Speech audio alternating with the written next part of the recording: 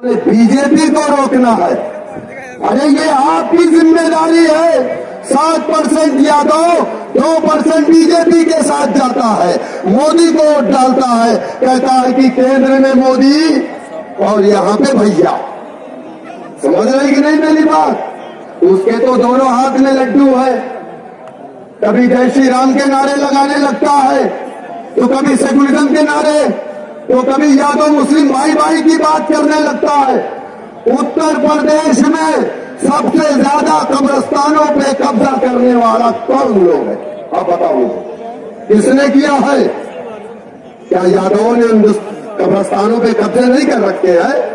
Record है मेरे पास, 400 कब्रिस्तानों के रिकॉर्ड है जहां पर यादव समाज के लोगों ने उस कब्रिस्तान पे कब्जे कर रखे हैं और समाजवादी की हुकूमत ने कब्जा किया।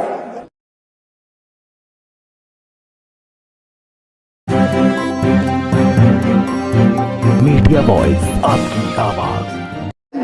कोई दूसरा रास्ता नहीं है, सिर्फ एक रास्ता है, वो सियासत का रास्ता है। जब तक आप सियासत में हिस्सेदारी नहीं लोगे, जब तक आपको इंसाफ नहीं मिलेगा, जिस समाज का अपना सियासी परचम नहीं, जिस समाज का अपना सियासी लीडर नहीं, वो समाज इस देश के अंदर यतीमी की जिंदगी गुजारता। जब कोई चाहता है हमारे घरों में घुस जाता है, झूठे मुकदमे लगा करके हमें जेल की सलाखों में डाल दिया जाता है। बताइए मुझे, 2002 गुजरात के दंगे की बात होती है, यकीनन 2002 में 5000 मुसलमानों का कत्लेआम हुआ। अनऑफिशियल डाटा है गुजरात के अंदर। अहमदाबाद की सड़कें मुसलमानों के खून से लाल हुई। बीजेपी की गवर्नमेंट में नरेंद्र मोदी चीफ मिनिस्टर थे गुजरात के। लेकिन एक और दंगे की बात नहीं होती। 1969 में गुजरात के अंदर कांग्रेस की हुकूमत में दंगे हुए, 5000 मुसलमानों का कत्लेआम हुआ, 48,000 लोग बेरोजगार हो गए। उस दंगे की बात भी तो होनी चाहिए। 48,000 लोग बेरोजगार हो गए, उनके मकानों को जला दिया गया। कमीशन का गठन हुआ, कमीशन ने रिपोर्ट की पेश की और कहा आरएसएस, विश्व हिंदू परिषद और हिंदू महासभा ने ये दंगे करवाए हैं और लोगों का कत्लेआम हुआ। हुकूमत किसकी थी? बीजेपी। गुजरात के अंदर भी, सूबे के अंदर कांग्रेस की और सेंट्रल में भी कांग्रेस की हुकूमत। आरएसएस बड़ा हुआ, मोटा हुआ, दूध पिया किसके दौरे हुकूमत में? क्यों नहीं पाबंदी लगाई गई आरएसएस पर? आरएसएस की मां कौन है? कांग्रेस है। अब आरएसएस का बेटा बड़ा हो गया तो आरएसएस ने अपनी बुढ़ी मां को छोड़ दिया, अपने बेटे को प्रमोट करना शुरू कर दिया। यही ना, ये सच्चाई है। इस देश के अंदर कोई भी पार्टी सेकुलर नहीं है। इस देश के अंदर अगर कोई सेकुलर है तो इस देश का मुसलमान सेकुलर है, और बाकी मैं किसी को सेकुलर नहीं मानता। इस देश के अंदर अगर कोई लीडर है जो संविधान की बात करता है तो वो एक लीडर है, जिस लीडर का नाम बैरिस्टर असदुद्दीन ओवैसी साहब है। इस देश के अंदर बाबा साहेब मान्यवर काशीराम जी के बाद अगर कोई लीडर पैदा हुआ है जो फासिस्ट ताकतों की आंखों में खटकता है तो उस लीडर का नाम बैरिस्टर असदुद्दीन ओवैसी साहब। अच्छा, 2002, 1969 और 2013 में क्या हुआ था? 2013 में मुजफ्फरनगर में क्या हुआ था? आजादी के बाद से कभी ऐसा नहीं हुआ था। 50,000 मुसलमान अपने घर से बाहर कैंपों में अपनी जिंदगी गुजारा दिसंबर और जनवरी के महीने में। कोई पूछने नहीं गया। और उस वक्त सैफई के अंदर सैफई महोत्सव चल रहा था। 250 लोगों का कत्लेआम मुजफ्फरनगर के अंदर हो गया। सैफई में नंगा डांस हो रहा था। मुंबई से फिल्म स्टार को बुला करके आधे कपड़े में बैठ करके अखिलेश यादव, मुलायम सिंह यादव, समाजवादी पार्टी के मुसलमान लीडर चपरासी वहां बैठ करके नंगा डांस देख रहे थे। लेकिन उस वक्त मजलिस इत्तेहादुल मुस्लिमीन उत्तर प्रदेश में नहीं आई थी। बावजूद उसके यही मेरे कायद हैं जो जाकर के कैंपों में पैसे भी दे करके आए। एक बार नहीं 2 बार गए थे। ये कौन सा दर्द, कौन सी तकलीफ थी जो मेरे कायद को 1400 किलोमीटर दूर से लेकर के मुजफ्फरनगर गई। लेकिन हमारे यहाँ के 45 मुस्लिम एमएलए समाजवादी के, 18 मुस्लिम एमएलए बहुजन समाज के, कोई मुजफ्फरनगर नहीं गया। यहाँ मुजफ्फरनगर के लोग बैठे हैं, इनसे पूछ लीजिए अगर मैं गलत बोल रहा हूं। हमसे हमारे आजमगढ़ जिले के एक एमएलए हैं आलमबदी साहब, उन्होंने मुझसे कहा बैरिस्टर सऊदीन ओवैसी साहब का हम एक जलसा करवाना चाहते थे शुरुआती दौर में 2014 में। जलसे की परमिशन नहीं मिली। हम उनके पास गए, हमने कहा कि आप बात कर लीजिए। आलमबदी साहब कभी मुस्लिम मजलिस में हुआ करते थे। हमने कहा हो सकता है मिल्लत का दर्द हो, भले मैं नहीं बात करूंगा, मैं मुलायम सिंह से बहुत नाराज हूँ। मैंने कहा क्यों नाराज है? उन्होंने कहा इतना बड़ा सान्याह मुजफ्फरनगर के अंदर हुआ, मुलायम सिंह यादव ने तमाम मुसलमान मिनिस्टर, एमएलए, एमपी को बुला करके कहा कोई मुजफ्फरनगर नहीं जाएगा। शौकत साहब ये बताइए कि अगर मेरे मुसलमानों का खून बह रहा है, मजलूम मेरी बहनें आवाज दे रही है, लेकिन मेरी पार्टी मुझे मना कर रही है मुजफ्फरनगर मत जाओ, आप बताइए मुझे तकलीफ नहीं होगी? तो आप अंदाजा कर लीजिए ये समाजवादी से जीत करके जाने वाले चपरासी ये गूंगे हैं, बहरे हैं। इनकी जो जबानें हैं उसमें ताले लगे हुए हैं समाजवादी बीएसपी के। अगर आप चाहते हैं आपको इंसाफ मिले, हम यकीनन 100 सीटों पर हम लोगों ने ऐलान किया कि हम 100 सीटों पर लड़ने की तैयारी कर रहे हैं। कुछ लोगों ने कहा 100 सीट लड़ करके क्या करेंगे, सरकार तो नहीं बना पाएंगे। हमने कहा बिल्कुल सरकार नहीं बना पाएंगे, लेकिन अगर 15-20 आ जाएंगे ना तो सरकार किसी की भी हो, चाहे भगवा की हो, चाहे लाल की हो, हम सबको घुटने के बल ला देंगे इंशाअल्लाह। हम उत्तर प्रदेश की विधानसभा को हम हिला देंगे अगर मुसलमानों के खिलाफ नाइंसाफी होगी। हम इस प्रदेश में अगर आए हैं तो अपनी नफ्स के लिए नहीं आए हैं। इस प्रदेश में अगर मजलिस आई है तो नाइंसाफी के खिलाफ आई है। अगर इन सेकुलर पार्टियों ने हमारे साथ इंसाफ किया होता, खुदा की कसम उत्तर प्रदेश में मजलिस इत्तेहादुल मुस्लिमीन को आने की जरूरत ना पड़ती।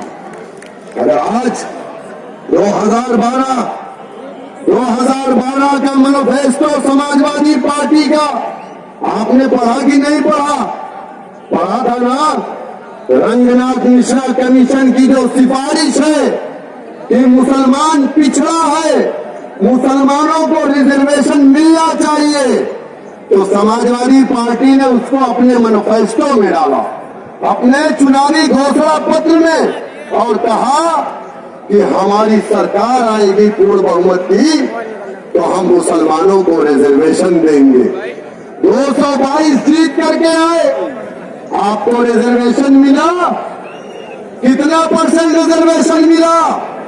चलो ठीक है, इन्होंने नहीं दिया, मुझे इनसे तकलीफ नहीं मिलावटखोरों से, लेकिन मुझे तकलीफ उनसे है जो हमारे भाई थे, जिन्होंने हमसे वादा किया था 45 मुसलमान एमएलए क्यों नहीं जाकर के मुलायम सिंह से कहे नेताजी हमने मुसलमानों से वादा किया था कि हमारी पूर्ण बहुमत की सरकार आएगी, तो हम मुसलमानों को रिजर्वेशन देंगे।